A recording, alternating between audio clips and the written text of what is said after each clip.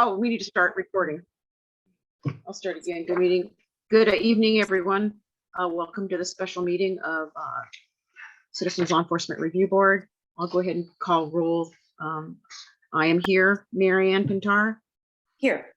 Okay. Mr. Spriggs is going to be late. Dr. Brown? No. Okay. Andrew Hayes? Here. Hi, Andrew. Okay. Nadia? Hi. I see Nadia. Present. Hi.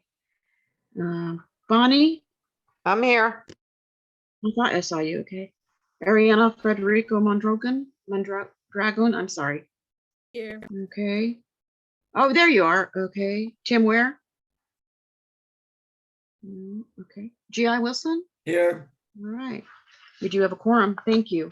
And we'll go ahead and get started on our new business. Our first agenda item is continuance of teleconferencing meeting option pursuant to Government Code Section 54953. And this would be the last month that we could do that. Council Sherry, could you read the motion, please?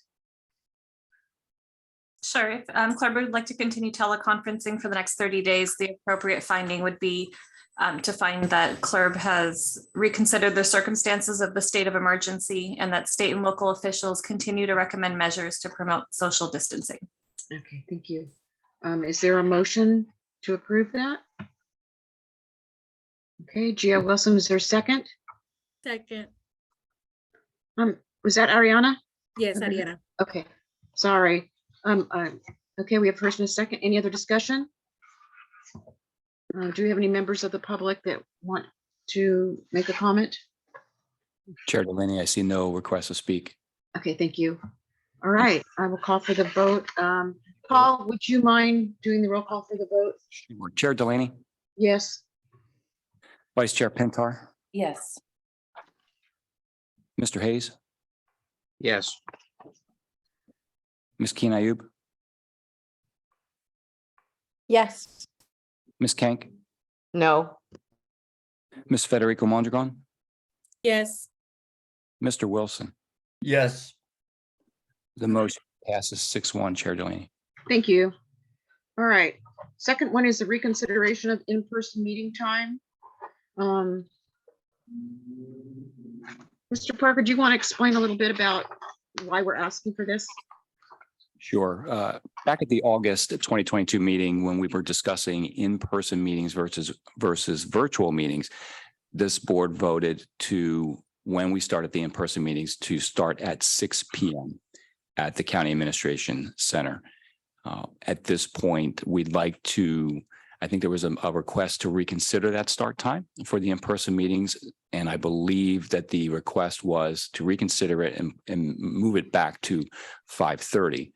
So that's the background. This board said 6 starting in person, which looks like it's obviously going to be in March. But then there was a thought that maybe to move it back to 5:30. So with that as the background, I'll turn it over to you, Chair Delaney. Thank you, Paul. I can say that I am one of the people. I don't know that I'm the actual person that asked for the reconsideration, but I know from my perspective, I drive, it'll take me an hour and a half to get home. And the earlier, the better for me. I recognize that some people have business and work schedules that might conflict, but I'm hoping that we can still move it back to 5:30. So with that, any discussion, any concerns, suggestions? Is there a motion? So moved. And that's Bonnie. Yes. Thank you. Is there a second? Mary Ann, I thought I saw your hand. I'll second it, but I don't need to say anything else about it. Oh, thank you. I apologize for not saying Miss Pintor and Miss. Okay. All right. We have first and a second. Any other discussion?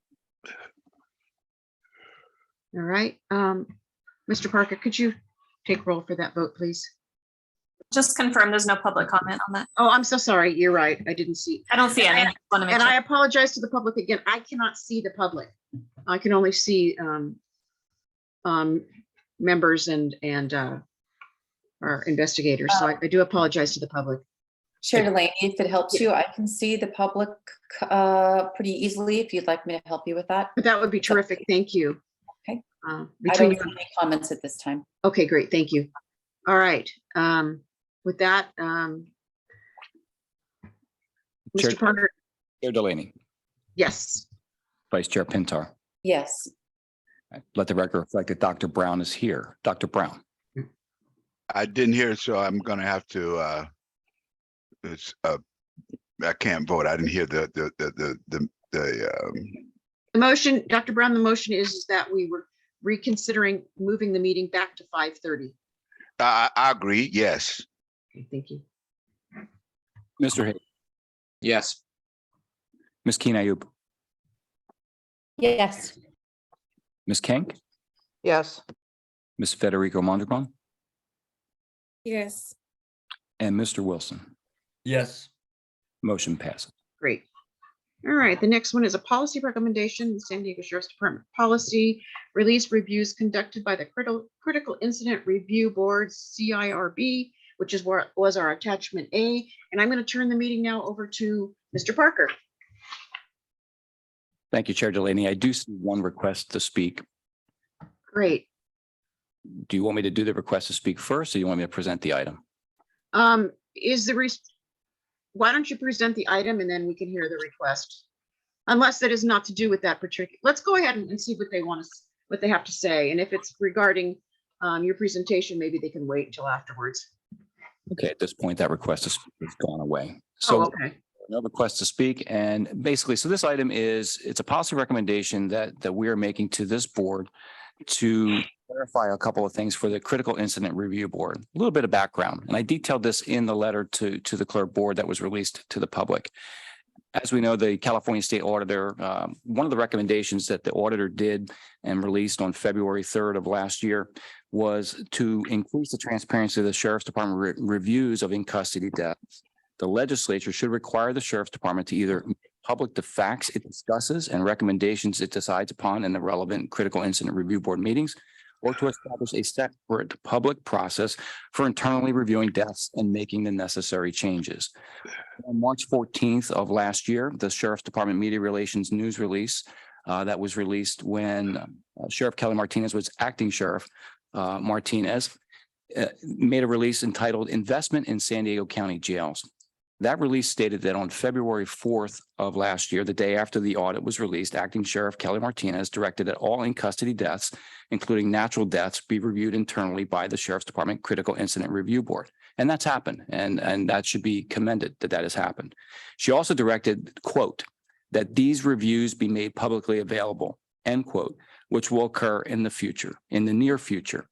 So on January 25th of this year, the Sheriff's Department issued a progress report updating the state jail audit.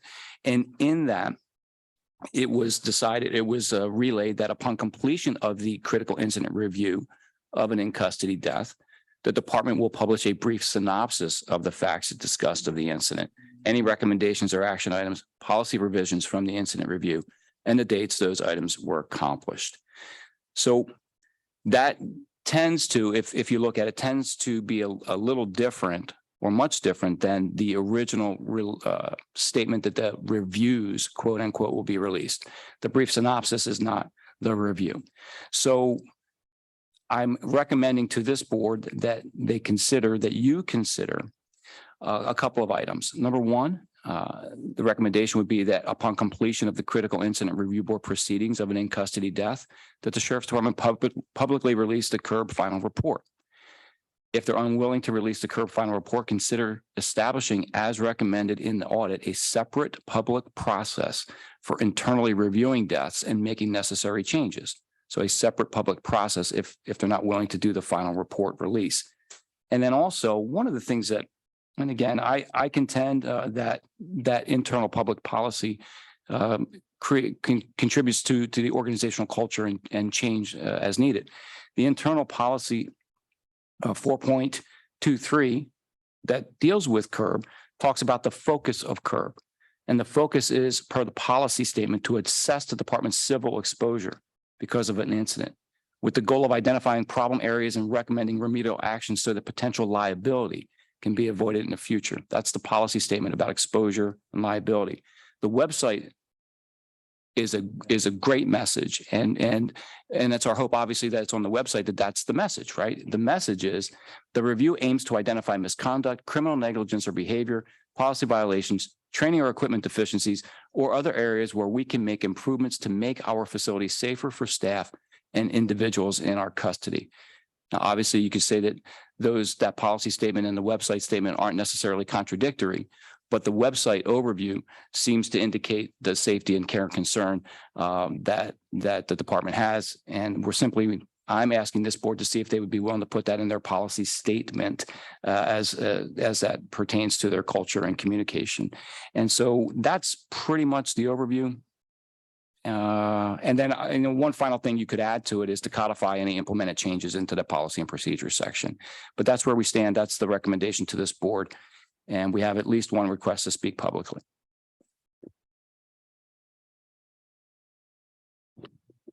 Guess I have to unmute. Go ahead. Okay. Yeah. So at this point, we'll go to Saxon's older sister. Hello, my name is Sabrina Weddle. I have spoken on here several times. I'm just here to say that I would like you guys to take this into consideration, as it has been almost 2 years since my brother has passed away in custody at San Diego County Jail. On December 15th, the CLERB found that the San Diego sheriffs were responsible for my brother's death because they did not do their job properly and within timely matter. If he would have been checked at the 60-minute mark instead of the 65-minute mark, he could have been revived. We still don't have answers from Kelly Martinez. We do not have the sheriff's report. We do not have the CLERB's report. I know that there's going to be several matters in this issue, but I'm here and I am listening, and I just want you guys to take into consideration that I'm still here fighting, still here asking for answers for meetings from Kelly Martinez. And that's all for now, because I think that we'll be talking about this matter a little while. Thank you. Next, we will go to Dave Myers. Mr. Myers. Everybody hear me okay? We can. Great, great. My name is Dave Myers. I am a lifelong resident of San Diego County. I'm a 35-year veteran of local law enforcement, and I retired as a commander from the Sheriff's Department in 2018. I was a member for several years of the Sheriff's Department Critical Incident Review Board. We reviewed body-worn cameras. We reviewed internal jail death records, medical records. We got to see the interviews of every person involved, every witness involved. And the documentation that comes out of the department's internal critical review is critical to an independent review of what happened. And I think it's incomprehensible at a time when Kelly Martinez, who has been told by a federal judge that those documents are not protected. At the same time, she released publicly a statement that said she would release those documents. So there's some hypocrisy here, but I think it's imperative that CLERB, as an independent review body, have access to those records, the department's findings, because it's critical in restoring the trust that law enforcement must have with its communities. So I am in support of what Mr. Parker is trying to put forward here in a policy, and those documents from internal reviews must be made public and available, especially to CLERB. Thank you. Thank you. Next, we will go to Darwin Fishman. Dr. Fishman. Good evening. Thank you. It's Darwin Fishman, Racial Justice Coalition of San Diego. And I just wanted to share with you, putting on a different hat, I'm also second vice chair of the Juvenile Justice Commission. And just on a basic level, I appreciate what Dave Myers just shared. I'm also another end of it. I get exposed to critical incident reports too. And I just want to encourage you, Paul Parker, you presented it very well. At a basic level, you have a choice, of course, of being able to get something like a summary versus the whole report out, or more information out. Definitely get more information out. You guys are obviously even in a really tight spot that was just laid out really well for you, and we all are very familiar with it. which is if you get the full report, more information out, it helps with the accountability. It helps to build up trust with the community. And at the end of the day, you're doing your part to ensure that maybe you won't have as many dead bodies. You won't have as many impacted families coming to you, talking to you about how they lost loved ones. It's incumbent upon you guys to use all the tools and methods at your disposal to help resolve the situation. The truth is you've got to provide the leadership. It's clearly not going to be done by the sheriff's department, puts an extra burden on you guys. Certainly not going to be done by the district attorney for oversight. It really is on community members that are part of CLERB to take this issue and to push it and do the best they can for oversight to help protect our community. It should not be a death sentence if you have to spend any time in jail. So thank you with this. I appreciate what you guys did last meeting. I hope you keep up that momentum. Don't just accept if your recommendations are rejected by the sheriff's department or not taken seriously. Keep pushing, reintroduce them, keep pushing for the oversight and the accountability part. That's what the community is looking for. That's why we mobilize again for your meeting tonight and why we're going to keep coming. It's really got to end. It's going to end when you guys provide the kind of leadership and hopefully others will follow. Thank you. Thank you. Next, we will go to Mr. Miller, Mr. Yusuf Miller. Are you there? Yes, can you hear me? We can. Yusuf Miller with the North Equity and Justice Coalition. And I want to thank CLERB for looking at this and holding the sheriff accountable. The sheriff promised transparency and accountability in this review, and we're not seeing it. What the community expects is that there's going to be backpedaling when it comes to transparency and accountability. And that's exactly what we're getting. We need something new. We need something to change. And this is not a good start for the sheriff's tenure in this office. We need the community to feel comfortable and have a sense of trust in the department. And already starting off in January, that is faltering. We need to hold her feet accountable to this fire. She had made and ran a campaign on this transparency, and now we're waiting for the fruits to bear. And we're seeing a backpedaling. This is not good. It's not great. The families that are here and watching and listening, they're feeling heartbroken that there was a promise set out, that they had some kind of hope that things would be changing. And here we are back to square one. This is not a good look. And I hope that CLERB continues to push to make sure that this transparency is held accountable. Thank you. Thank you. Next, we will go to Ms. Francine Maxwell. Ms. Maxwell. Good evening. Can you hear me? We can. Wonderful. Francine Maxwell, Southeastern San Diego resident. I want to make sure that everybody understands that accountability is not the enemy. And I appreciate the presentation. I am in full support of CLERB demanding what needs to be done to make these families whole. I am hoping that if families have not received a meeting, that they would reach out again and ask for an individual meeting. It's my understanding that there's some issues as it pertains to group meetings. And so I'm hoping that if people cannot get the group meeting that they want, that they would ask for an individual meeting. And let's see if the sheriff scheduler can make that happen. Please continue to push forward. Families matter. The community matters. And once again, thank you so much for this presentation. It hit all the marks. And once again, accountability is not the enemy, and everybody deserves equal access. And this too shall make sure that it comes to fruition. So thank you so much, CLERB volunteers. Keep pushing, keep striving, and really appreciate you volunteering your time. Thank you. Next, we will go to Charlie Brown.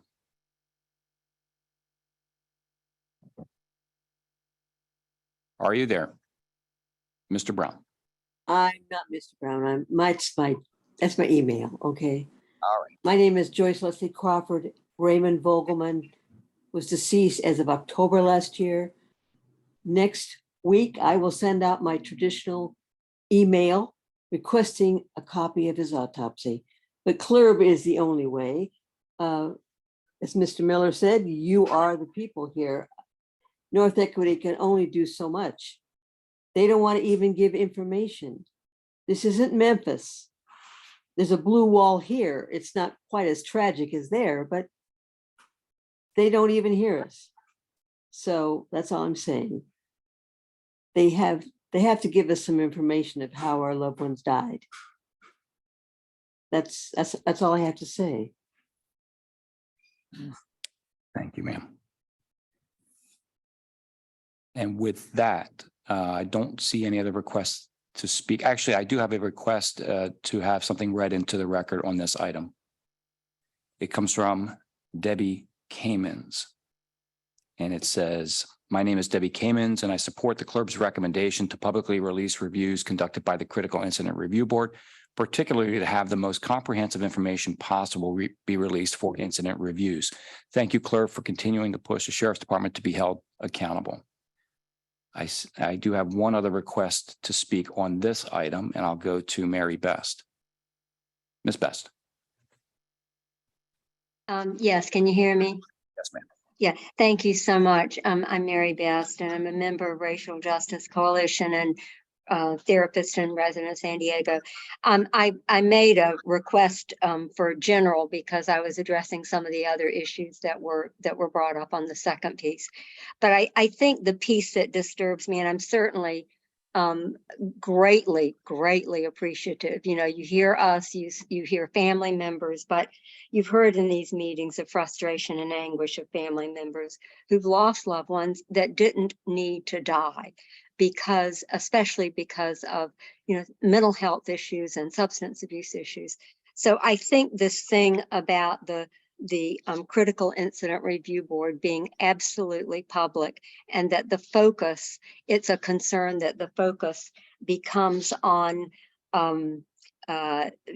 civil exposure and potential liability, rather than the focus being on the safety of the detainees in the prisons, you know, in the jails. And so that's a concern. And I guess the piece that I would say about if they are not responding and do not respond, how can you advocate for those changes by appealing to the Board of Supervisors to use its influence to bring changes needed to ensure the safety and life of persons detained? Because you're doing, I appreciate so much, and I know you hear everyone saying that, we appreciate so much this leadership, but it has to take the whole community, and that includes our Board of Supervisors. Thank you so much. Thank you, Ms. Best. I did see Robin Sales had her hand up, and I do have a request to speak from Robin Sales and Lynn Owens, but I'm not certain if it's on this item or the next item. Okay, I see Ms. Sales' hand is up, so we'll go to Ms. Sales. Hi, I would like to speak on the next item. Very well, then I'll call you on the next item. Thank you. Thank you. And at this point, Chair Delaney, I do not see any other requests to speak. All right. Thank you, members of the public. Appreciate all your comments. Now I'll go to board members, comments from our board. Andrew, Mr. Hayes. Thank you, Chair Delaney. Paul, I have a couple questions for you that I hope you can help me answer. So in your letter to us, you had mentioned it's in there that the Sheriff's Department would provide a brief synopsis of, you know, in custody deaths. So how many have they provided to us since they said they would in January of 2022? That's the first part. The second part is what in the report, what are they, when in their brief synopsis, what are they talking about? That's the first question. Like, what do they share with us or the public? Two different things, Mr. Hayes. What they give to us in response to any death in custody or any death that we have jurisdiction over, the department is forthcoming. They give us everything that we subpoena. I send a subpoena to the department, and we get everything that's not an internal type of document, as far as a review, an internal review by this committee or by this review board being one, or any kind of IA or anything like that. We don't get that, but we get every other document that, in relation to the death for us to do our independent analysis. The department is also, as you know, it was prior to your being appointed to the board. We signed an MOU last year to allow me to go to death scenes as well. So I do get information on the front end, and then we get the information throughout so that we can do our independent investigation. The question comes, though, this is about the public release of their internal review, the critical incident review. And so to my knowledge, when I last checked, which was yesterday, I believe that there are 2 releases on their public website for in custody deaths, that they have released 2. I believe they were both natural deaths. Very cursory overview of the reasons, what the cause and manner of death were. Very, very brief, very brief.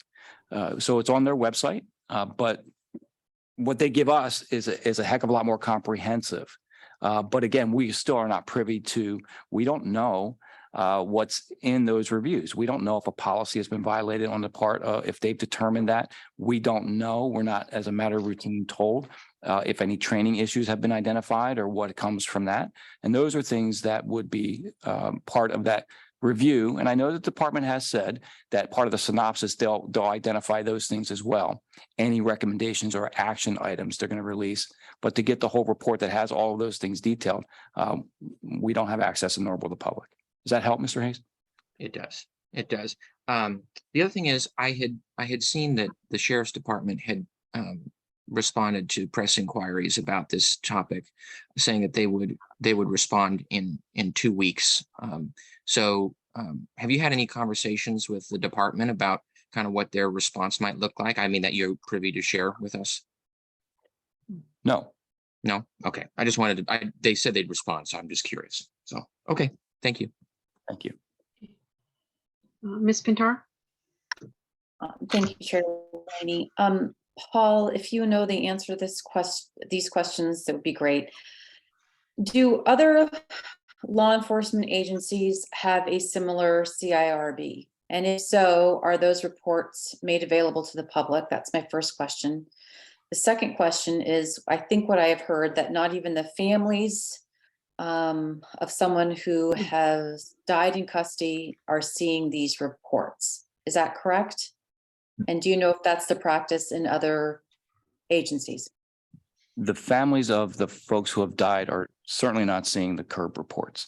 And there, we have the department here, if I'm saying something that's incorrect, but the department has deemed those reports to be attorney-client privileged. So nobody's getting those reports, is my understanding. Nobody in the public, and we certainly are not. As far as other police departments or sheriff's departments, off the top of my head, I would think that they have internal reviews. You would think that departments would, any progressive department would have these internal reviews about critical incidents. I don't know off the top of my head. Obviously, I don't have it at my fingertips as to whether or not those reviews are made public. Thank you. I have a question, Paul. Are critical incident reports done on non-death incidents? I would defer to the sheriff's department, but yes, their policy indicates that there are several different types of incidents that are deemed critical incident that would have these reviews. Our focus is on the deaths right now, obviously, and that's what the press release from Sheriff Martinez back in February of 2022 indicated it was going to be about the deaths. And actually, I want to be real clear about it, that it talked about all in custody deaths is what was going to be subject to the reviews being made public. But there are other categories, yes, that they've reviewed. Okay. And is the attorney-client privilege being used because they've asked an attorney to sit on that particular CIRB? Is that how they're using that? I would defer any questions about how the sheriff's department has come to the conclusion that these are attorney-client privileged communications to the department. Counsel, would it be okay if I asked Sergeant Tingley at this time? Yes, that's appropriate. Not required to answer. But. Okay, Sergeant, I'm sorry, I don't want to put you on the hot spot here, but I'm just curious if I have that correct, or if there's anything that you can help us out here with, help us understand. Well, good evening. Hi. Hope everybody's doing well. Just to clarify a little bit on what Mr. Parker was talking about, there is 3 posted online, and there's more that are being posted. And it does reference training if training is recommended. And you'll see that online if you look at the public website where you can review or view the synopsises that are posted. As far as to answer your question, it is attorney-client privilege, and the attorney does sit in on the reviews. So, and the attorney has quite a bit of, participation in what goes on. So that's all I can say about that at this time. But I hope that answers your question. Sort of, but I can understand where you okay. Ms. Pintar, did you have your hand up? I have my hand up again, Okay. yes. So I understand what they're saying about attorney-client privilege. If a family, for example, though, then files a lawsuit against the county, would those CLERB reports have to be made available during discovery, or have they been made available during discovery, or no? I don't actually have that. I do not actually have that answer for you, but I can find out that answer for you with talking to legal and get back to you. Okay, thank you. That'd be terrific. Thank you. All right. Any other board members have questions, comments? Chair Delaney, there are, looks like 6 requests to speak. Okay, if you can go ahead and on this. help with that, I'd appreciate it. Okay. First, we'll go to Paloma. Actually, looks like Paloma is not here, so Saxon's older sister. Although, Looks like she's still there. Hello, hi. So it's Sabrina, Saxon's sister again. I just want to state that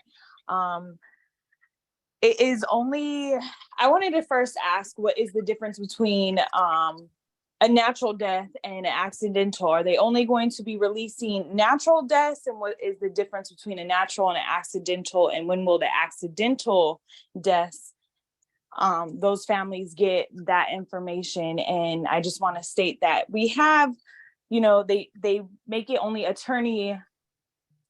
they only let attorneys view it because they want us to sue. There's already been $21 million gone out in wrongful death lawsuits. My family, Saxon Rodriguez's family, we just want answers. We don't want to have to sue to get those answers. And that's what the county wants us to do. The sheriff's department wants us to do, is to sue. Chula Vista Police Department has already told us, if you sue, when you sue and when you lose, we will sue you. So is that what the San Diego County's sheriff's department is going to do when we try and sue? They told us my brother overdosed and we have to get over it. But now that we know that the sheriff's department is responsible for my brother's death because they did a 65-minute report check and not a 60-minute check that he died. Because if they would have checked him at 60 minutes and not 65, he could have been revived. And I just want to state that we don't want to have an attorney to view what we deserve to view. We don't want to have to sue. Again, $21 million in wrongful death lawsuits. That's from taxpayer money. We just want answers without a lawyer. We just want answers from Kelly Martinez and her department. And I'm done. Thank you. Next, we will go to Heather Friedman. Heather Friedman? Can you hear me now? We can. Thank you. You all are so much more knowledgeable than I am regarding the sheriff's department and jail information and practices and so forth. And maybe my question is going to sound pretty stupid, but I'm wondering if any of you on the board think that the family of a loved one who dies in jail will ever get the complete file as to know how and why this person died. When a person is in a hospital, we get all the information. So I know I sound rather ignorant, but do you think this will ever happen?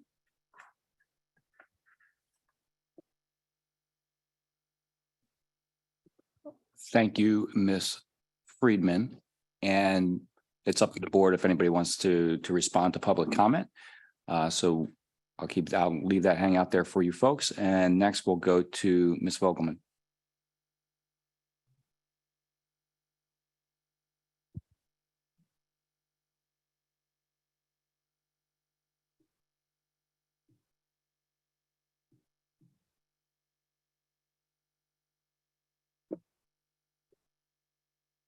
Okay, we'll try her again here in a minute. Next, we'll go to Dave Myers. Thank you, Mr. Parker. So I'm offering up, I actually have the lawsuit where the sheriff's department was sued over an inmate's death and a motion to compel the department to release all critical incident review board.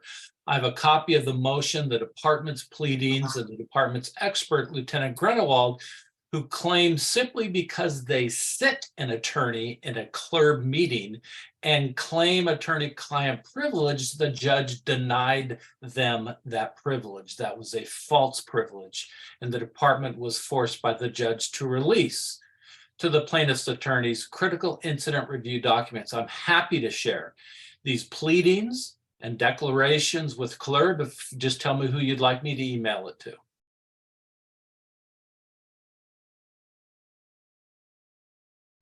Thank you, Mr. Myers. Next, we're going to go to Ms. Crawford. Ms. Crawford, are you there? I'm here. I just don't know how to use Zoom. My question was to Sergeant Tigley, and I'm very confused because I'm not after suing the department. I want the department to do what they should do. So if I want to find information about my son, I need to engage an attorney. I have one. To talk with the department? Is that what the department wants? Can you hear me? We can hear you. And just to be aware, as this is comments about the item, there's no requirement to respond to public comment in reference to this item. If someone would like to or feels it's appropriate, then they certainly will. But your comment is on the record if anyone wants to respond to it. And I thank you. Okay. Thank you, sir. Thank you. Next, we'll go to Andre St. Julian. Ma'am, are you there? I am right here, and thank you. And I want to follow up with Dave Myers' comment. I was very concerned about Sergeant Tingley's response regarding attorney-client privilege. His explanation to me showed that the assertion of the attorney-client privilege was completely inappropriate. And I would really hope the board would not simply take the assertion of those types of privileges at face value. You now have an outside counsel, which is very important because county counsel represents the sheriff's department too. So they're not going to be able to give you appropriate advice in a lot of these circumstances, but your outside counsel can. And your outside counsel is going, when there is an assertion of a privilege like this, you need your own attorney to tell you whether that is correct or not. And if it's not, you need to take that to the court and require them to give you those documents. You can't just sit passively by. Thank you. Thank you, ma'am. Next, we'll go to Paloma. There you are. Paloma? Yes, hello. We can hear you. Okay, yes, thank you for giving us this chance to speak to the board. So with the critical review, I noticed when the audit was published last year in February regarding the inmate's death, it stated that only the critical review board, they only investigate death if it was like suspicious or something like that. But when the ME rules it, or if they think that someone had died because of a drug overdose, they won't even investigate. And I don't think that's right. I think every death should be investigated because with my daughter, Elisa Serna, it was, oh, she died of what the sheriff department stated. She overdosed initially. She died because she was a drug user later on. They blamed it on her pregnancy also. But when it come now, it's because she was neglected medically. And we don't, and so I would like to know if, would you guys go back to death, to past death and really review and investigate? Would the sheriff department, would they do this besides just reading somebody's report? It's very important for us to know the truth, and it's very frustrating, like what Sabrina had stated. They have to, we have to sue just to see evidence. And we just want to know what happened. It's like, if it was any of you guys, your children, your family member, a friend that you were raised with, if they were to have died in the jail, you would want to know what happened in there. And that's all what we want. And if someone is at fault, let them be held accountable, because it's not right. People view these people as they are considered the black sheep of society.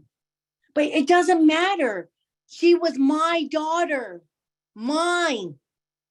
I have every right to know what happened and to know honestly what happened and who was involved, and they need to be held accountable. I thank you. That's all I have. Thank you, Paloma. Thank you. Next, we will go to Lynn Owens.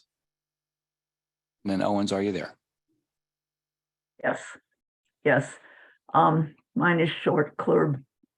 I just want to make sure you understand that many, many people are watching what you are doing and appreciating that you're pushing for transparency, fairness, safety, and humane improvements to our system of justice and our San Diego County Sheriff's Department. I support all of CLERB's recommendations tonight. Thank you. Please continue your work.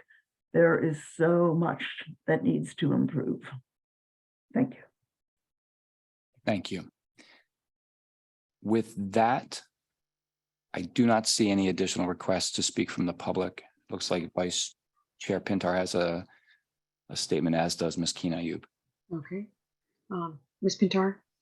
I believe Ms. Keen Ayub had her hand up first. Okay. Thank you. Sergeant Tingley, I actually have a question for you, and I'm sure you won't have the information at this time, but I hope that you can bring it back to us at the next meeting. I'd like to know where the Sheriff's Department falls in line with SB 1421, the Right to Know Act, how the sheriffs uphold that act, and what it applies to public information, and if this is an issue directly affecting the county, or if this is something that has to be amended at the state level with the law. Okay, I can definitely get back to you, but what is the actual question? Just so I know, is it the release of information as it pertains to law, or is it whether or not we're actually releasing information? SB 1421 states that the release of information should be available made to the public. And I know that the California agencies, or the agencies that fall within California, like the city of Coronado, the city of Chula Vista, the Sheriff's Department, whenever somebody comes and requests the information, it's supposed to be released, whether redacted to withhold witnesses or to hold the information of victims or suspects. That's not here or there, but usually the meat of the information is released to the public upon request. I know that they also check that every year. They send in people to check each department every year to know that they're upholding. So I'd like to know the Sheriff's Department, what their last score was. And two, if you're falling within the Right to Know Act, exactly as it's supposed to be written per California law. So for the SB 1421, we do follow the law. And if you go onto our public website, you will see all of our releases of all of the reports that fit SB 1421. So if you actually go in there, you'll see it. And we continuously update that on a weekly basis as incidents occur or incidents meet the criteria of SB 1421. But I will definitely be happy if Paul could write down the question, get it back to me. I'll be happy to maybe answer it a little bit better if possible. But just so you know, on our website, we do have cases listed under SB 1421 released to the public that are redacted per law. So I would encourage everybody to look at the public website. Yeah, those I'm not worried about, the ones that fall within the exact guidelines that have to be released. The law also states that if a member of the public requests a report, they do have a right to that report, whether redacted or not. And we've seen from the frequent people that have spoken this evening that that's not the case. So that's what I'm concerned about, not the ones that fall specifically within the must-dos, but the ones that were requested per the law. Okay, yeah, absolutely. I will be happy to get that answer back to you. Thank you, I appreciate it. You're welcome. Thank you, Sergeant. Ms. Pintar? Yes, I wanted to ask Paul, and I don't know if this is something that Cherie needs to answer as well, but following up on a question or statement that was made by one of the members of the public, has our outside counsel given us an opinion about whether he believes that these CIRB reports are protected by attorney-client privilege? And if he has not yet given us an opinion, can we ask him for one? Vice Chair Pintar, he has not given an opinion about whether or not he believes that they are attorney-client privileged. Ms. Hoffman, I will defer to you for the second part of the question. Yeah, I'll say that it is something we're looking into, and we can engage outside counsel on it. Don't want to say much more in a public session, but. Thank you. Sorry. I'm sorry, Thank you, one last thing, sorry. Chair Delaney, from my read of the agenda tonight, we are taking public comment, we are having a discussion. There's not necessarily an action tonight, or we can choose to take an action, or we have to wait till the next meeting to take an action. Can somebody clarify? Maybe Cherie, you can clarify. Your board can take action on any item on the agenda. I believe for the policy recommendation, your board would have to vote to have Paul move forward with it or not. Okay, thank you. Yeah, Paul and I, Mr. Parker and I talked about it a little bit, and whatever the board wants to do, I'm of the feeling that maybe we want to, at least for the policy recommendations, we'll want to talk about them and come back with more refined recommendations at the next meeting. But again, it's up to the board. Pastor Spriggs, you're here. Let the record reflect that Pastor Spriggs is here. And yes. Before you speak, Pastor, may I just ask Dave Myers if he could send Mr. Parker those documents that you referenced, please? Thank you. Okay, Pastor Spriggs. You just did what I was going to ask. Oh, sorry. Myers. No, that's fine. Mr. Myers, that's what I was going to ask for him to send those documents over to Paul Parker. Also on the record,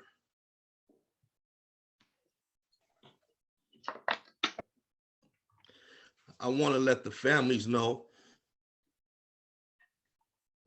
that I am sorry for their loss. And I think I have about another 6 months on CLERB before I time out of my service with CLERB. I'm going to do my best to keep pushing forward to get you all answers as to why your family members died in custody. So once again, my deepest condolences. Thank you, Pastor Spriggs. All right. If we don't have any more public comments or board comments, what is your pleasure? Would you like to move forward with this? Would you like to consider it and vote on it at our next meeting? Do I have a motion, Ms. Kank? I think we have enough information to vote on it, and I move that we move forward with it. Okay, And I second it. all right, Pastor Spriggs. Do we have any other comments or concerns? If that's I being would- the case. I I'm heard sorry, Chair, something. Oh, Chair Delaney, Mr. I'm Hayes, sorry. Yes, I do have a question. Well, not a question, just a comment. We asked some pretty detailed questions of the sheriff's department tonight that I think their responses to at our next meeting could help us inform further our discussion on the issue. So that's kind of just my thought on it. And our next meeting is at the beginning of next month, correct? right. It's only a couple weeks away. Yeah. Okay. Thank you, Mr. Hayes. All right, so we have, did we have a first and a second? Yes, we did. Any other discussions? All right, Pastor Spriggs, if you could do roll call and start from the bottom up this time. Start from the bottom up, you said? Yes, please. Oh, okay, yes. G.I. Wilson, Yes. thank you. Tim Ware, Tim is absent. okay. Ariana Federico Mondragon, Yes. thank you. Bonnie Kink, Yes. thank you. Nadia Keen Ayub, Yes. thank you. Dr. Arlie Brown, Yes. thank you. Andrew Hayes, No. okay. Pastor Robert Spriggs Jr., yes. Marianne Pintar, I'm struggling because I would like some more information. I'm that's fine. going to say no. I think that I would like to have the answers to the questions that we posed tonight first. Okay. And Eileen Delaney, Yeah, I'm going to have to echo what our vice chair said. I would like to get some answers. I like the idea, but I just want more clarification. okay. The That concludes roll call. the motion passed 6-3. Okay, motion passed. If we could, Sergeant Tingley, if you could give us more information, and Mr. Parker as well, at the next meeting, regardless of that we pass this, it would be appreciated. Yes, I'll work on that and I'll work with Paul on making sure those questions are accurately answered. Thank you. Okay, our next agenda item is proposed revisions to CLERB's rules and regulations, which is our attachment B. And I'm going to turn the meeting back over to Mr. Parker. Thank you, Chair Delaney, members of the board, members of the public. Just a quick overview. So these rules and regulation revisions, they stemmed out of two things. First, we, of course, were part of the audit. We were also audited last year as part of the California State Auditor's review of the Sheriff's Department and for us. And during the course of that, 6 recommendations were made to us. A couple of those need to codify certain things in the rules and regulations. So we'll talk about that as we move forward. Secondly, the San Diego's for Justice last March did a comprehensive review of CLERB, enlisted the help of a nationally known civilian oversight expert to assess CLERB, assess its effectiveness, and compare it to other civilian oversight entities nationwide from its functions, its budget, responsibilities, whatnot. San Diego's for Justice replied or provided a very detailed report that this board, we have gone over. There are at least 70 areas of noted areas of improvement or potentials for growth.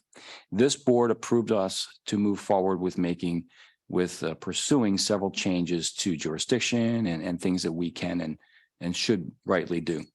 I firmly believe that civilian oversight, there are several different models of civilian oversight nationwide, which we're going to have to cover as we move forward with some of these, some of the verbiage tonight. And what I'm actually striving for and what I'm asking the board to strive for is more along the lines of a hybrid model from what we have now. So one thing I do want to point out, the public and members of the board were provided an overview, a general overview of the changes that we're going to be requesting. You were not provided with the actual strike through of the rules and regulations or the administrative code, because this is our opportunity right now to hear from the public, and to hear from members of CLERB first and foremost. After we hear from the public and the members of CLERB, we then will go back to the struck through versions of the rules and regulations and code and make sure that anything that's said tonight that will be moved into our proposed revisions are properly captured, and then the final proposed revisions to the code and to the rules and regulations that will be put forth to the labor relations folks here at the county for meets and confer with appropriate unions, so that everyone knows what we have at that point and can look at the final version that's going to labor relations. So I hope that clarifies maybe some concerns about why the actual rules and regulations themselves are not provided, or the code, which is the general overview to hear from members of the public. So with that, we obviously thank the state auditors, but we thank San Diego for Justice for putting forth many of these recommended changes that we agree with. And then also thank all the members of the public who come here regularly asking for us. And it's really what has moved me to the point to put this forward is, you know, every community needs to assess the type of civilian oversight it wants. It's the community's responsibility to determine what it wants. And it sounds like, at least from the people that show up here and what the feedback that we get, is that the investigatory model that we currently have is not necessarily sufficient. So these are the reasons, another reason for some of these proposed rule changes. So I'd like to, if it's okay with all members of the board, Chair Delaney, may I just go through and just touch on these items that were the general topics we're going to propose to revise, and then open it up for public comment, and then you folks comment and questions. Is that fair? Sounds great. Thank you. All right, give me about 15 minutes to do this. All right, I'll do the best I can. Okay. Some of the changes that we're going to be asking for, just to clean up some things, just like grammatical things and whatnot, just the way things flow. So I won't get into those. We're going to add our vision statement. As you remember, this board approved a vision statement a couple of months ago. That's going to be added to our rules and regulations. The next three items are expansion of CLERB's jurisdiction.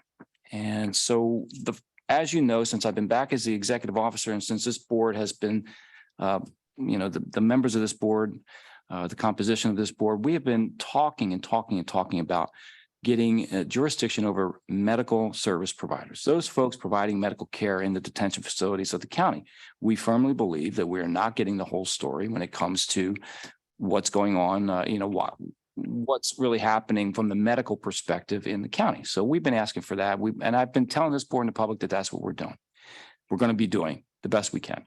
So that's part of this.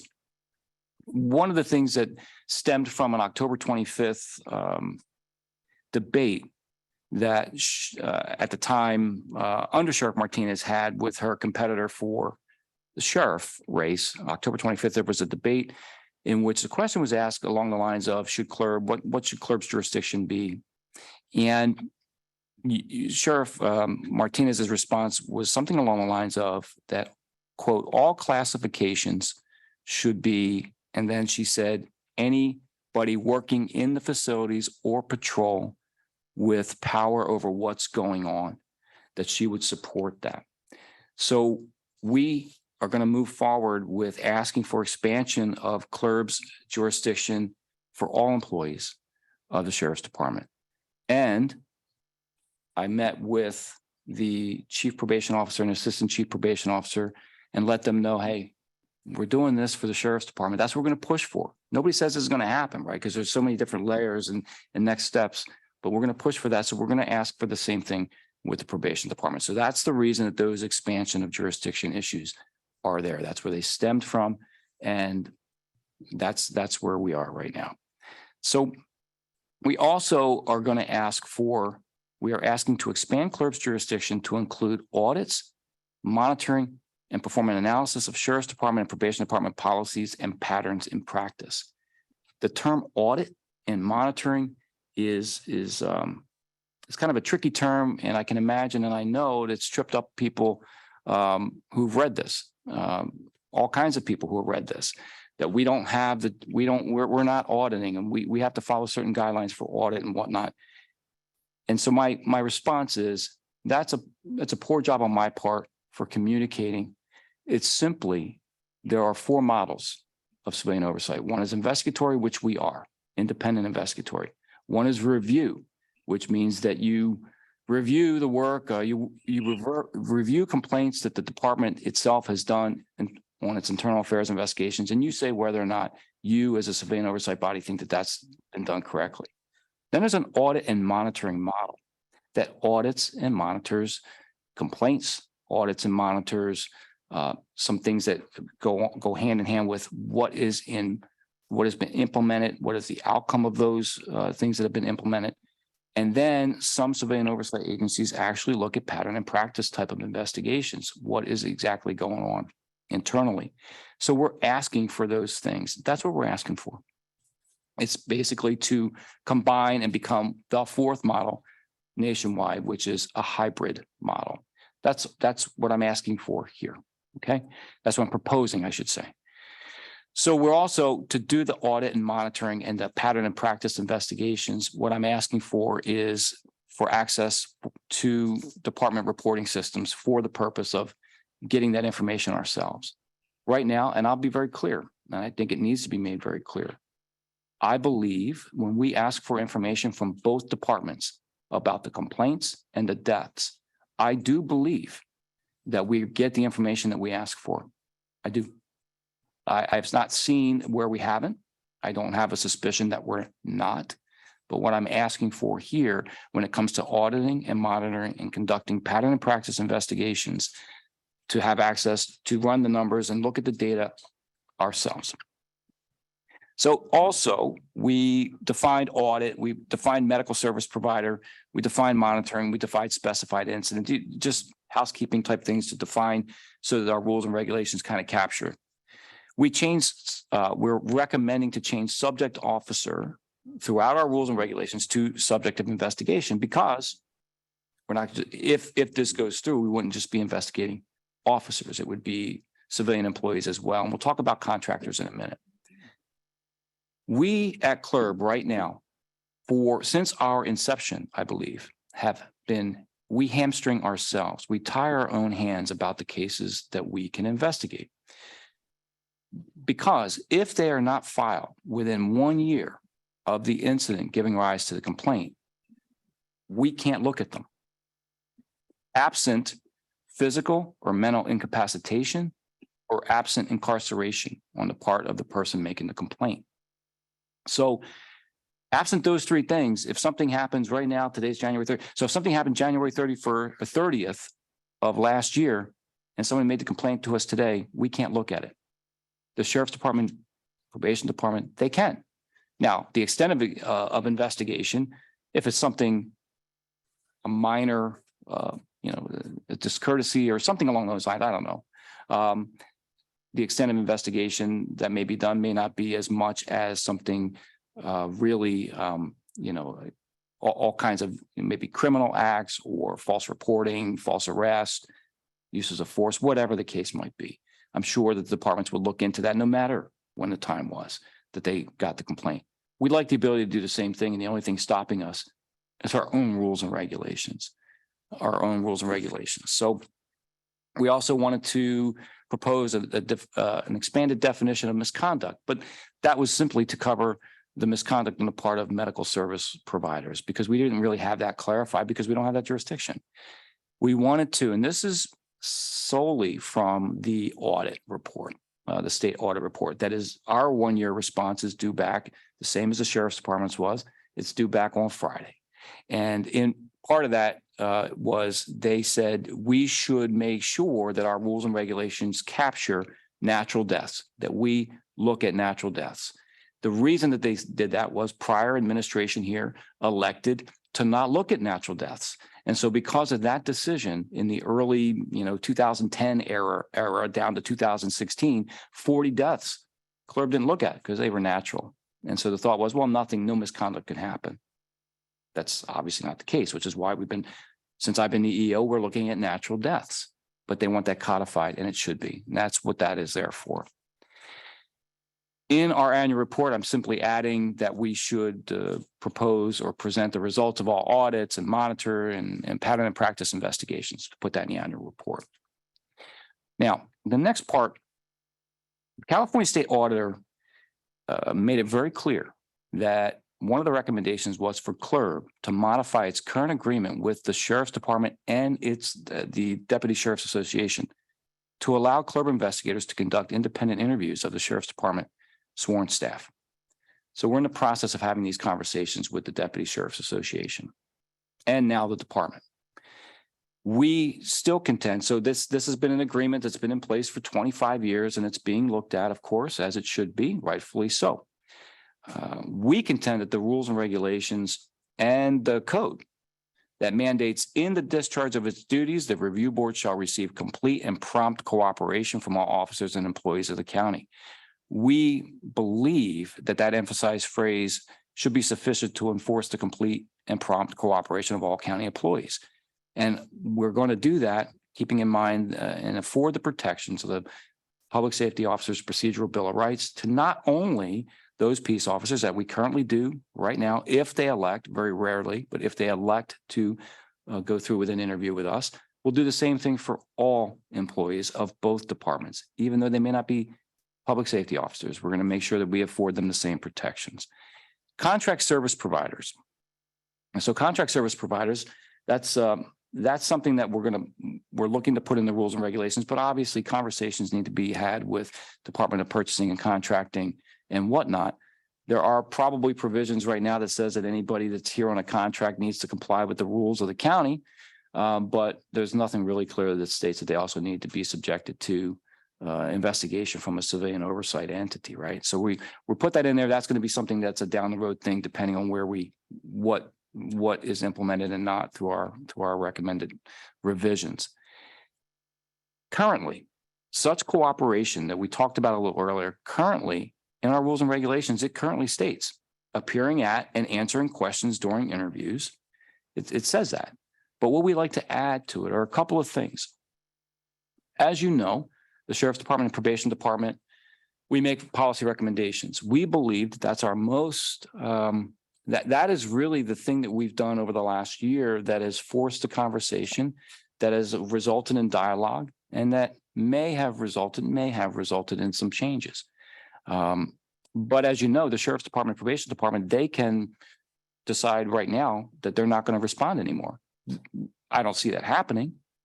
They do respond, and they lay out very clearly why they accept their recommendations and why they do not. But with a change of administration, a change of current situation, that could stop at any time. So we're simply asking to put in our rules and regulations that such cooperation should also include responding in writing to CLERB policy recommendations. We're also asking that such cooperation include notifying CLERB of the death of any individual for actions arising out of or in connection with those actions of Sheriff's Department or Probation Department employees or medical service providers. Right now, anybody who is in custody and anybody whose death is obviously the result of the actions of sworn members of the departments are reporting those deaths to us. They are. But we want to put it in writing that that happens, because there was also a time that that didn't happen. We were not notified on many deaths that had happened that were clearly, that fell in our jurisdiction. We also want to put in there notifying CLERB of any death of any individual in custody. That's nowhere said, but that comports with the rule, the state recommendation, state audit recommendation. So we thought we'd put that. We also are asking that CLERB be notified of the death of any individual on probation. Right now, anybody that dies in the custody of the probation department, they run 2 juvenile detention facilities, and they have, when those unfortunate deaths have happened, they've reported them to us, and they've done so timely. What I'm asking is that they notify us of any death of any individual on probation. So the argument would be, well, there's so many different facets to that. Why would number one, can CLERB even look at those? And number 2, why would you look at those? Because there are outside components that are involved in that. And we understand that, completely understand that someone on probation in the community is not, the county is not feeding and housing and taking care of. We understand that. But what we also understand is that they're on probation because there's a court order, and the probation department is required to comply with, and that person's required to comply with the orders of the court. We are simply asking to be notified of any individual who dies on probation so that we, as a civilian oversight entity, can get the records and do a review of the records to indicate whether or not systemic issues or trends would be identified in reference to deaths of probationers. That is something that has flown under the radar here in this county for way too long. And if we have the jurisdiction to do it, because we believe that arising out of or in connection with the actions of probation department employees, that we wouldn't know that until we looked at it. It's the same thing we've done with deaths of folks in custody. We wouldn't know until you look at it. So that's where I stand on that. I could be completely off base, but that's where I stand, and that's what I'm asking for. We also want such cooperation to include notifying CLERB of the occurrence of any specified incident. Both departments do that right now. But again, these things are being proposed to codify in case there's a change of administration or circumstances between the relationships between the departments and CLERB. And then obviously providing access to critical incident review board reports, findings, and summaries. That's in there because we really don't know what's going to happen with the policy recommendation you folks just approved. We also, to comply with the audit, we mandated the prioritization of death cases. I'd like to mandate in the rules and regulations, the prioritization of death cases over all other cases that we do. It's already in our policy manual. It is what I've said as the executive officer since I've been here as the executive officer. It is our current practice. We're simply codifying the current practice in case there's a change in administration. So in reference to scope of investigation, which laid out what CLERB investigators, what we look at, what is our scope, we're going to add responses to CLERB's written or oral inquiries, review of relevant medical records, and consultation with medical subject matter experts for obvious reasons. In case we get that jurisdiction, those are things that need to be added as well as part of what our investigation must include. We added a section entitled Procedural Rights and Protections. And it's what I said earlier, right now, all peace officers that we conduct investigations on are afforded the rights provided in the Public Safety Procedural Officer Bill of Rights, otherwise known as POBAR. We want to make sure that everybody is provided that. All subjects of investigation are provided that. That's the right thing to do. It's the fair thing to do. We made the cosmetic change to comply with us being not able to look at cases that were reported to us over a year later. So we simply said, okay, well, we'd like to propose removing CLERB does not have jurisdiction because the complaint was not timely filed as a circumstances under which a case may be summarily dismissed. A couple, and these are kind of important things that can fly under the radar a little bit too, but we want to make very clear. When it comes to the findings that this board, see the investigators do the investigation, we recommend findings on cases to the board and the board deliberates and then we put out, here's the final finding, right? So that's what we're going to do still on allegations set forth in a complaint or any misconduct discovered during our investigation. We're still going to say, here's the allegation, here's a recommended finding to our board, to our review board, put out their final finding, right? On complaint, anything coming from a complaint or allegations discovered during the course of an investigation. What we'd like to change is for specified incidents to be clear, for deaths, for use of force resulting in great bodily injury, for discharge of firearm, and for uses of force at a protest or First Amendment protective event. All four of those categories we investigate without a signed complaint. It just doesn't sit right with me and our staff that we say death investigation. We always do a general overarching allegation for that specified incident, death investigation, use of force resulting in great bodily injury, whatever. And we say action justified. That right there just seems ridiculous that you would say, it doesn't look right. It doesn't make sense. What we're proposing to do for the overarching deaths and great bodily use of force resulting in great bodily injury is to say no finding, but this provide a comprehensive conclusion. Here's what we've come up with. We already do that right now. It's called a rationale for these overarching death cases and use of force, but we're going to say that's in conclusion without a recommended finding. The recommended finding just seems, it's almost, it's not really compassionate, for lack of a better term. It just doesn't sit right with me and our staff. And then finally, the last part of this is, and this verbiage comes directly from the law.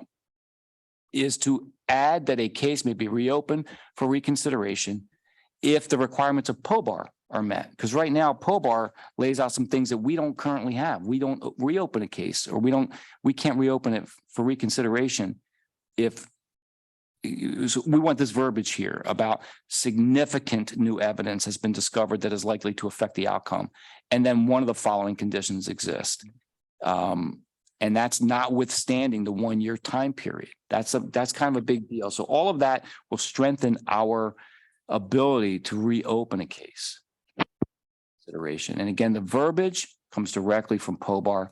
It could be words to that effect or whatever the case might be. But those are the many revisions that we're proposing for your consideration. But more importantly, we're proposing to get the public comment, and anything that you folks here tonight that you want us to move forward with or add to these proposed revisions prior to going to labor relations, that's what we'll do. With that, Chair Delaney, back to you.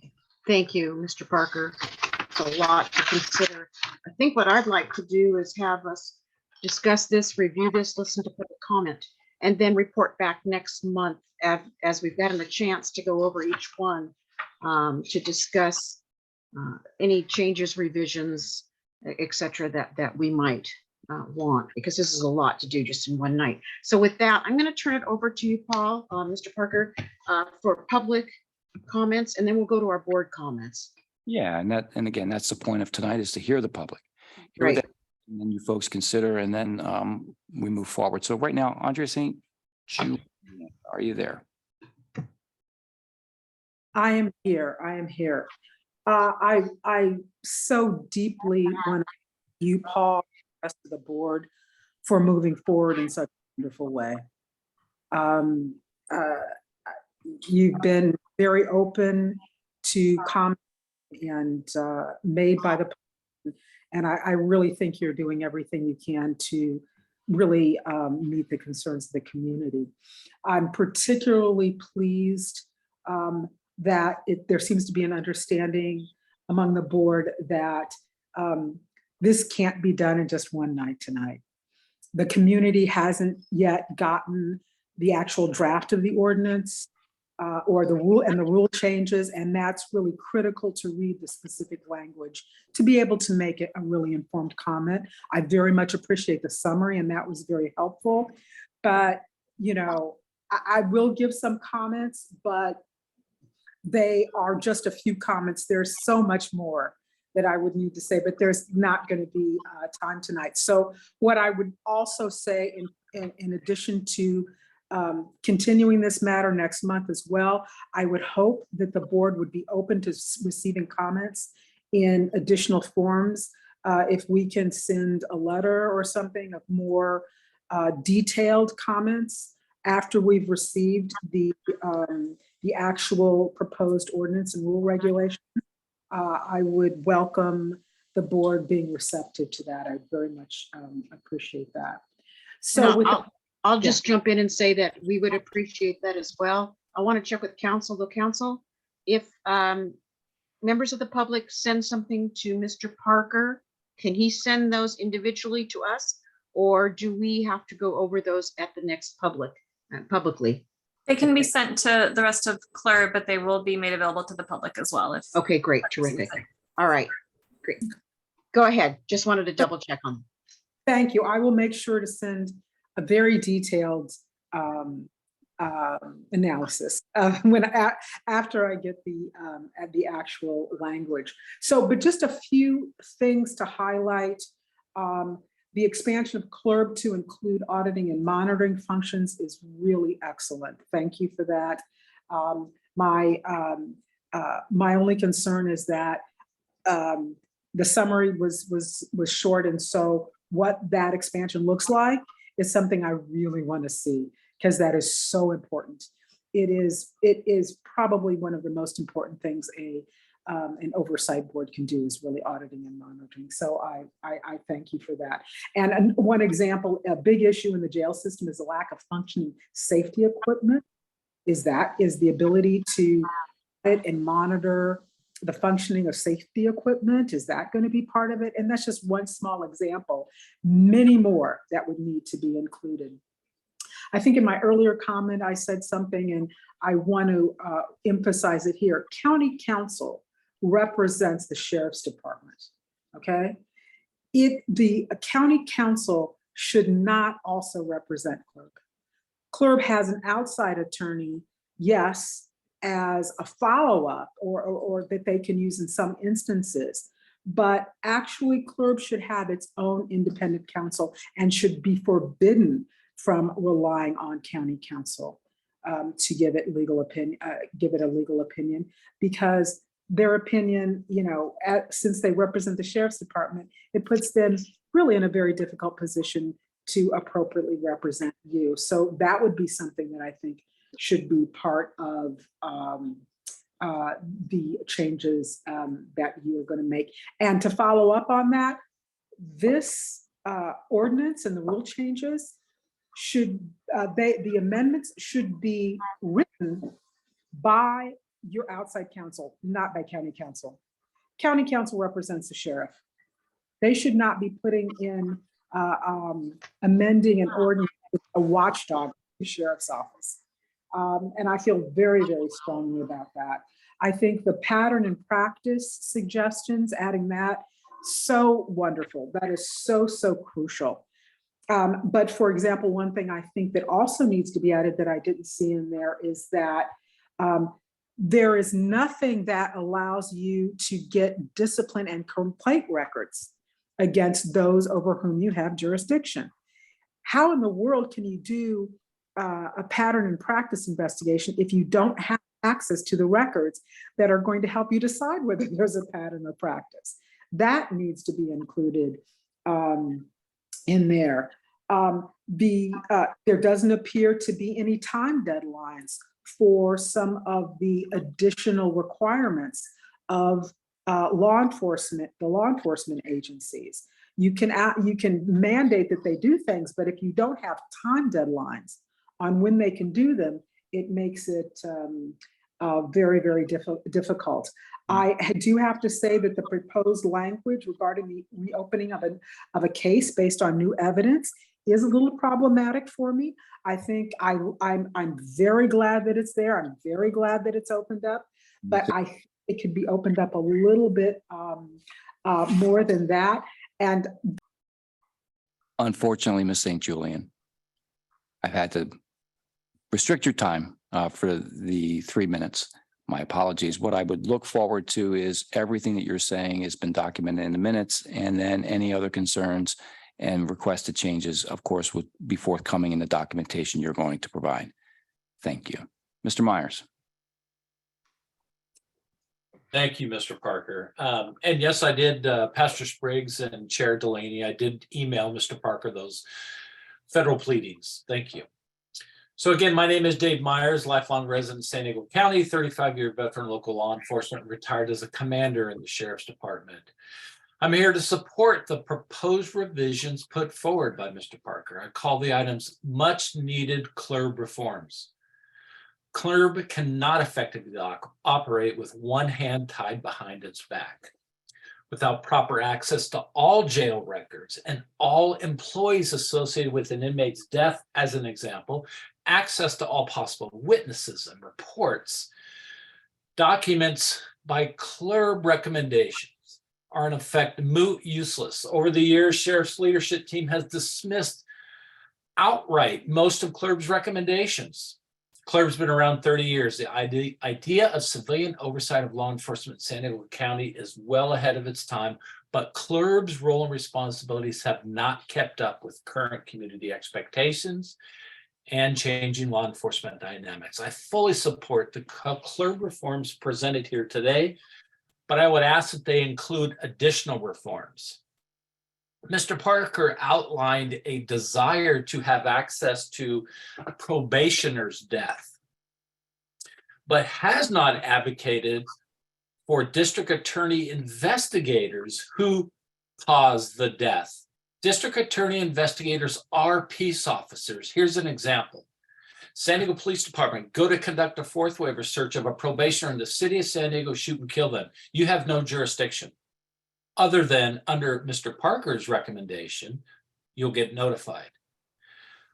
DA investigators who are peace officers, member of task forces, and serve search warrants on probationers, shoot and kill somebody in the line of duty, you have only a notification. You will not get jurisdiction over that case. It is absolutely unconscionable to me that DA investigators who are peace officers, who carry guns, who get involved in use of force, are not held to the same civilian oversight as probation officers, as deputy sheriffs, as nurses that work in the jail, evidence techs that work in evidence in the sheriff's department. We need to include DA investigators who are peace officers. Your work here is extremely important. I also fully support the idea of an independent counsel.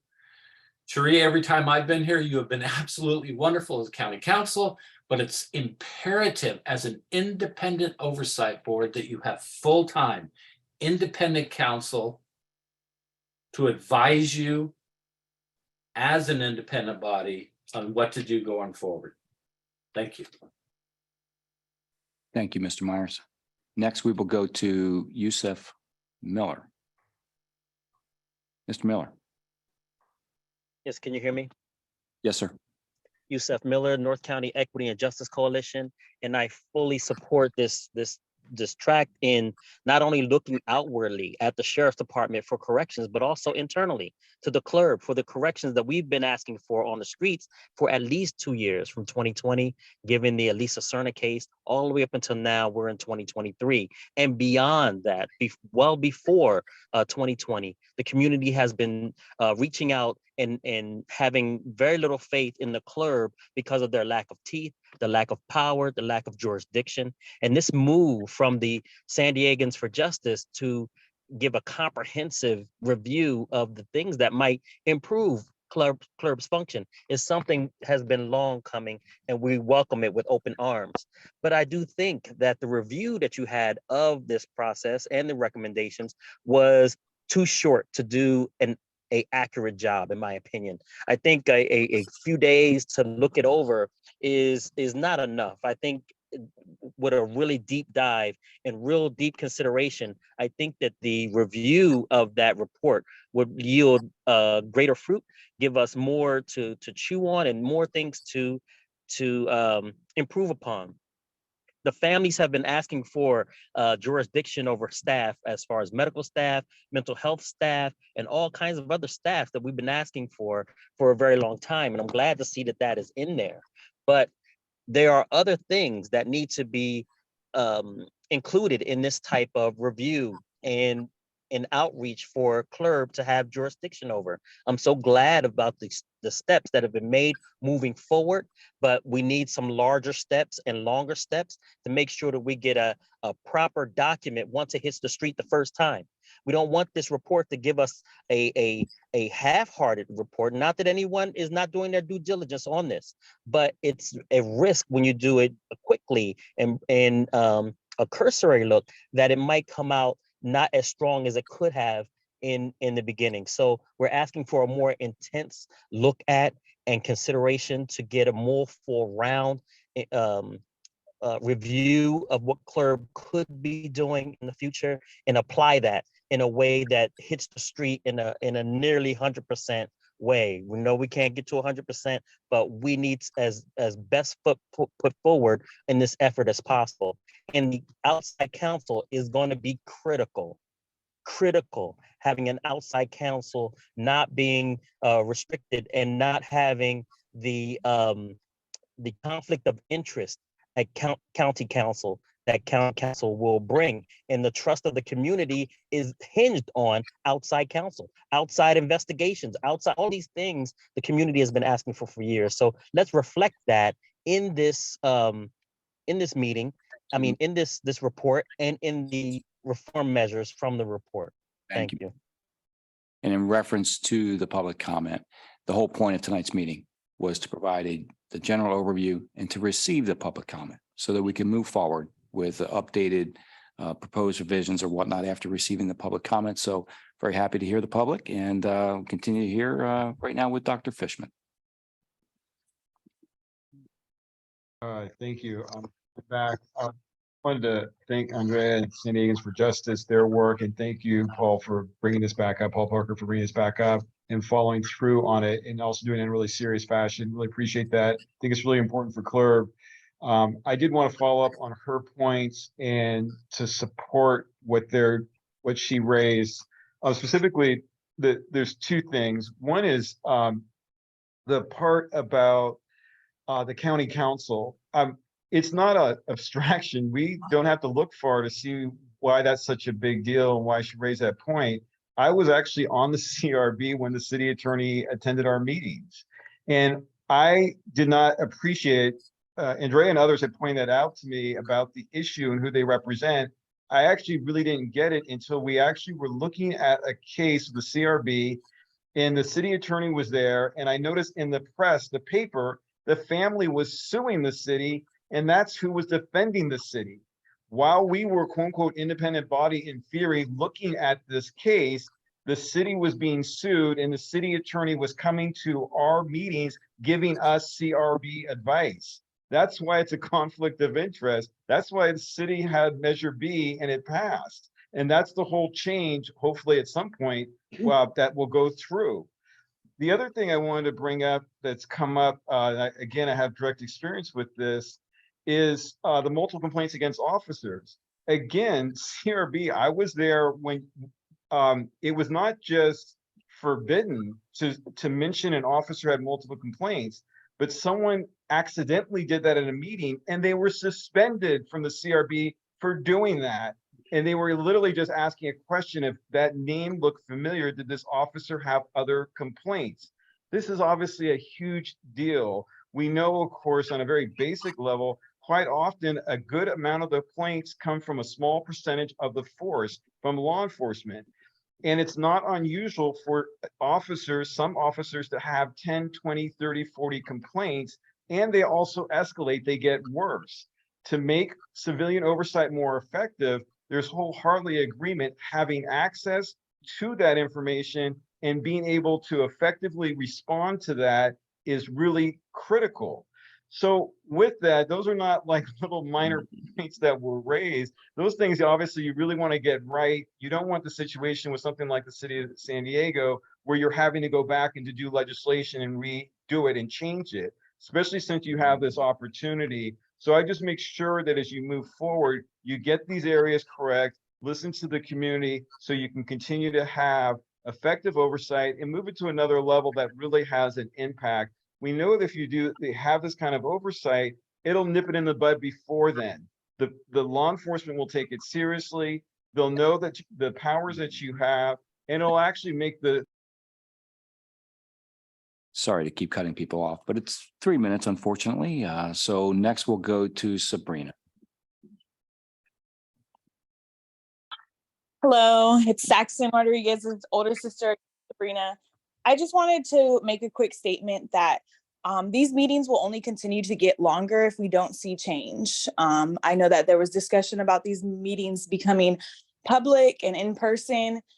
We're just going to keep coming until we see change. Until there's change, we're just going to see more dead bodies, unfortunately, and more loved ones showing up to get the answers that we need. And again, the answers that we want are basic questions. Like, for instance, if my brother had breakfast that morning, only the sheriff's department can tell me that. The CLERB worked very hard on trying to get that answer for me, still have not gotten that answer. It's little answers like that that I would like to know about my brother that passed away in San Diego County Jail. And I just want to state, you guys are tired and this meeting is dragging out, but remember that these families that are on this meeting, we're tired. I'm a single mother. I was literally making dinner while speaking the second time and burnt my food. It's just, we're tired as well. We don't have answers to what seems like simple information. And again, like I just wanted to say, we're going to continue to show up. These meetings are going to get longer and longer and longer until we get the answers that we want. We will not stop. I know several of you guys have heard me here, and I'm going to keep showing up. And if these meetings become in person, again, they're just going to become longer until we get the basic answers. Thank you. Thank you. Next, we'll go to Mary Best. Yes, I spoke earlier, and it's almost overwhelming, all the information that's being presented here tonight. And I've been coming to these meetings for a while, so all I can say is I appreciate the level of scrutiny of all the things that actually do need to be changed and that you're trying to implement by making these recommendations. One of the things that I just wanted to address is this jurisdiction over medical and mental health care persons providing services. And because, substance abuse and mental health is among the highest causes of in-death, in custody deaths. So I'm real concerned about county employees versus contract employees. And I don't know whether I missed it and it hasn't been spelled out, but in terms of what jurisdiction CLERB would have if it is a contracted agency. And I heard you say they need to go by the same rules and regulations, except what is your jurisdiction as CLERB over having oversight and monitoring of that, because I imagine, I don't know how much contract is in mental health, but I bet I don't know, but I know there's a fair amount of it. And I guess the other thing is all the information that you're asking access to is that you really, I think it's so clear, you can't address systemic changes and systemic issues with having data. And I know you must be aware of this, how mental health has tried so hard to get data from the Sheriff's Department, has tried over and over to get data about those figures around the mentally ill and those who have substance abuse, and follow up and follow through. So that's the piece I think that you have a lot more influence if you have data, if you have information. And it sounds like a lot of this is about having access to information. Thank you so much for everything you're doing. Thank you. And in reference to that, the contract service providers, we did mention that is what we would be looking for as well, the jurisdiction for those contract service providers that are providing those medical and mental health care services. That's what we're going to be asking for. I'm sure it's a more in-depth process because they are contractors, but that is something that we are requesting. Next, we'll go to Kim Garnier. Kim? Hello, good evening. This is Kim Garnier, community member. Thank you for allowing me the time to speak. Ms. St. Julian tonight educated me, and I really didn't understand that there was not independent counsel with CLERB, and I'm floored. I hear Mr. Miller, Mr. Myers, Dr. Fishman speaking with such passion, and of course the family members. Sabrina has spoke with such passion and restraint. It seems that not one more thing can go forward without independent counsel. I'm actually, I feel butterflies right now over this, not in a positive way, but I just cannot believe that that's not already an occurrence. And just again, to the family members, my heart goes out to you. You have just practiced such restraint, like I said, and patience with this. And, a lot of people say things take time. They don't have to. And I hope that CLERB and the community acts with urgency. As Sabrina said, these meetings can get longer, and they don't have to. I just hope everyone acts as if it was their family member in there and proceed in that capacity. Thank you. Thank you. Next, we will go to Mary Best. Wait a minute. I think I already called you. My apologies. All right. Next, we'll go to John Settles. Mr. Settles. Hi there. Can you hear me? Yes, sir. Great. Thank you. Thanks for the opportunity to speak. And thank you all for your efforts towards changing the system that's obviously broken. Thanks, Paul, for documenting all those policy change recommendations. It's a great start. Obviously, the backbone of any citizen review board is the ability to actually influence and make those changes happen.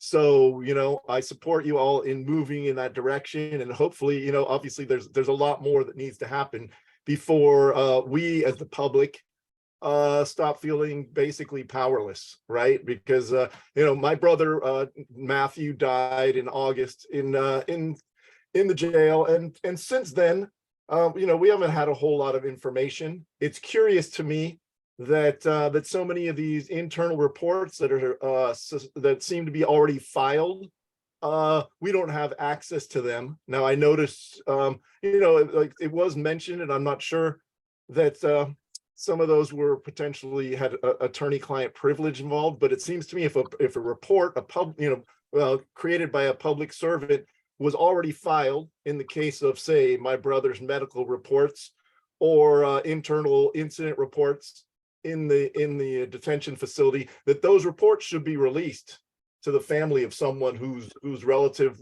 died in custody. It seems those reports are already filed. And not only that, but they were filed by a public servant.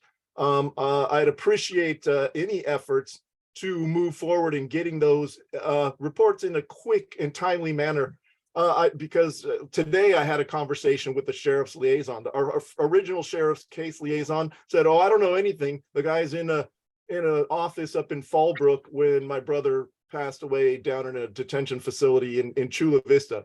His party line is, "I don't know anything." So then he said, "Why don't you have this guy call?" So he had another case, sheriff's liaison officer call. I think it was Kopchek was his last name. I don't believe he gave me his first name. It might have been Peter. Anyway, they both have stated, "Oh yeah, those internal reports, we'll never get them." Not to belabor the point, but to me, it just seems that the CLERB hopefully would push in getting those in a timely manner. I don't know if you guys get them in a timely manner, but it just seems like once a report's filed, the sheriff's department shouldn't have the opportunity to sit on it and potentially change it. It should be evidence, and it should be immediately released to the public. So, not to belabor the point, so I guess anything else I was going to say would be I would echo absolutely support for outside counsel for the CLERB, because really we are in a sense trying to hold the sheriffs accountable, and I think that's a problem a lot of the public has right now, is that we don't feel the sheriffs are being held accountable. The sheriffs are making up all the rules, they're creating all the policies, and basically. Do they care to respond to you? Unfortunately, Mr. Settles, thank you. Sure. Thank you. Thank you. Thanks so much. We do have one request to be read into the record. Please allow me to do so. It's from Debbie Kamens. "I support all of CLERB's proposed revisions to their rules and regulations, and I'm grateful that these expansions and the elimination of the 1-year cutoff for submitting incident complaints are being pursued. I also support Andrea St. Julian, Dave Myers, and others' recommendations made during their public comment today for independent counsel to represent CLERB, and for that and the other suggestions St. Julian and Sandy Against for Justice made to be considered in the future." And then before I turn it over to Chair Delaney, in reference to just so the board members and the members of the public, but right now the board members as they move forward and make some considerations, in reference to outside counsel, to be clear, CLERB does have outside counsel. Everything, we also have county counsel. Now, county counsel is ethically walled from us and other county departments. That's the standard.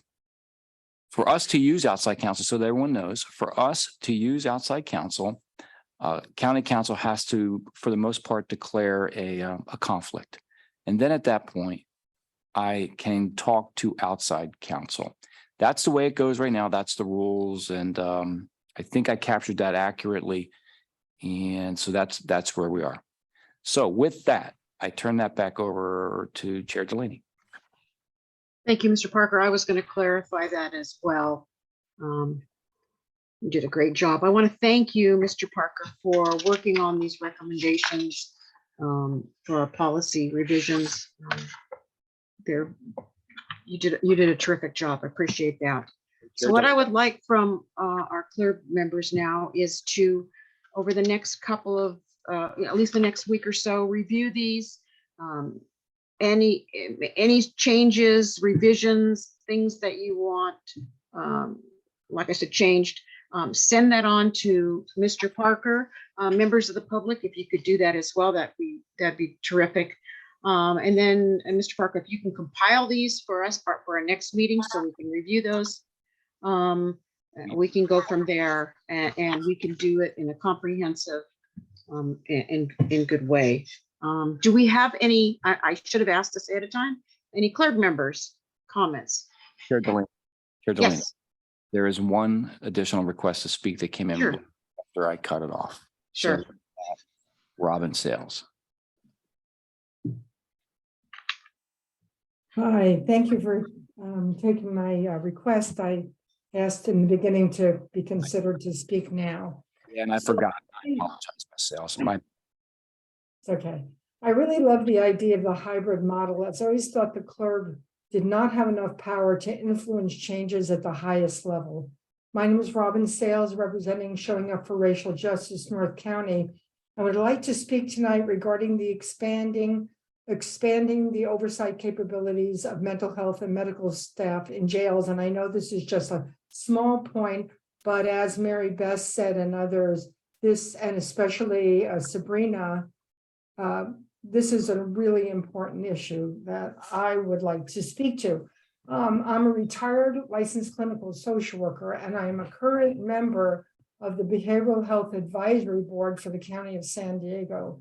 So I feel like I have some expertise in this area, and that I also have an insider's view of the issues regarding the criminalization of those with behavioral health issues. There are many excellent staff at behavioral health services of the county who are working to make the jails safer for people. However, this can only be achieved through the cooperation of the Sheriff's Department. I'm finding it difficult to see the sheriff stonewalling progress in this area. You see the aftermath, and I'm saying you, I mean the CLERB, the aftermath of poor or non-existent medical and mental health and substance use disorder treatment, as evidenced by Lisa Serna, Saxon Rodriguez, Kevin Mills, Tanya Suarez, and many others. And no medical professional can do their jobs if they're being told what they can or can't do by deputies with no professional expertise. I think I can safely say that you, as a volunteer board member, would like to see improvement in triage, diversion to treatment, and linkages with community providers before booking to prevent the many deaths in the past few years. It seems that the Sheriff's Department has a mindset that is opposite. We must engage the Board of Supervisors in fundamentally changing the way Sheriff's Department does business. And I hope that you will recognize that they can make changes that are required to prevent deaths. I fully support the provisions and policies you are considering and hope that we, the community, can support a much increased budget and staffing. Thank you. Thank you. And with that, Chair Delaney, everyone who's requested to speak once has already spoken. So back to you. Great, thank you very much. Thank you for all of your comments, much appreciated, and look forward to reading more of your comments when we receive them. Members of the CLERB, do you have any additional comments that you'd like to make? Ms. Pintar? I just wanted to make one proposed change. I know you asked that we send all of them, that we send them in writing to Paul, I believe, before the next meeting. Is that what you? Correct, as soon as possible, yes. Okay, I just one that, because I know that this was raised by a member of the public and I want to make sure that they have a chance to comment on this as well. For the recommendation about responding in writing to CLERB policy recommendations, Mr. Parker, I wanted to propose some additional language to add a timeliness factor to it. If we could, and I would propose, and I'll also send this to you in writing, responding in writing to CLERB policy recommendations in a timely manner, not to exceed 60 days. And that response may include a status update if additional time is needed to provide a final response. And I'll provide that in writing, but in other words, at a prior meeting, we discussed the many of the policy recommendations that we had not received a response to yet. And I believe the sheriff's response at that time was, well, some of these take longer than others and they're in the works. We just don't have a final answer yet. I think at a minimum, we should ask for a status update within 60 days. That seems like a reasonable amount of time to me. Okay. Thank you. Anyone else? Okay, well, with that, again, I'd like to thank members of the public. I'd like to thank sheriffs and probation liaisons for attending tonight. Really appreciate everyone's comments. Thank you, Paul, Parker, and staff for everything that you do. And with that, Council, could you read us into closed session, please? And we'll meet back here in about 5 minutes. Pursuant to Government Code Section 54957, this board will adjourn to closed session to consider item 3 on tonight's agenda. I just see something, Garrett. GI, did you have your hand up? Yeah, I never got a closed session link. I just got open session link. Okay. Val, could you, or Paul, could you send him? It'll be Valerie. Thank you. Appreciate it. Thank you. Sorry for that.